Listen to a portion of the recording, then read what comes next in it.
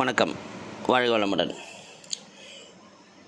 இறைவனை அடைவதற்கு பக்தி செய்வது சிறந்ததா, கடமையை செய்வது சிறந்ததான்னு ஒரு கேள்வி எழுப்பி அதற்கான பதிலை தெரியணும்னா, நம்முடைய கடமை பக்தி செய்வது, பக்தியுடன் செய்வதே கடமை.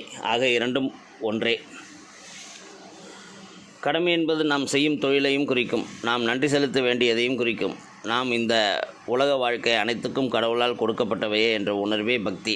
இந்த உலகத்தில் இருக்கும் ஒவ்வொரு கதாபாத்திரங்களும் வசனங்களும் கடவுளால் எழுதப்பட்டவையே. ஆதலால் அவரிடம் நமது பக்தி என்ற கடமையை செலுத்தி, பிறகு அவர் இறைவனின் அருளால் நாம் எந்த தொழில் செய்தாலும் கூட செய்யும் தொழிலே தெய்வம் என்று அதில் அவனை உணர்ந்து செய்வதே கடமை. எவன் ஒருவன் பக்திமானாக இருக்கிறானோ அவன் தனது கடமையிலிருந்து நழுவ மாட்டான்.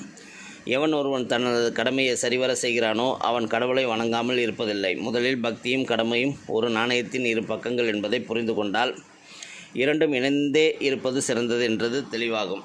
நாம் தொடர்ந்து நமது கடமையை சிறந்த முறையில் செய்து வர கடவுளிடம் எந்தவித எதிர்பார்ப்பும் இல்லாத அசைக்க முடியாத நம்பிக்கை, அதாவது பக்தி, அது முக்கியமாக தேவை. இன்று சிலர் அவை இரண்டையும் வெவ்வேறாக பிரித்து பார்ப்பதினாலேயே குழப்பங்கள் ஏற்படுகிறது. வாழ்க்கையில் நாம் எந்த நிலையில் இருந்தாலும் நமது ஆற்றலை பெருக்க மட்டுமல்லாமல் நம்ம இறைவன் எந்நேரமும் கண்காணித்து கொண்டே இருக்கிறான் என்ற உணர்வு நமக்குள் இருந்தால் அவன் மிகப்பெரிய கர்மயோகி என்கிற நிலைக்கு உயர்ந்து விடுகிறான்னு சொல்கிறாங்க.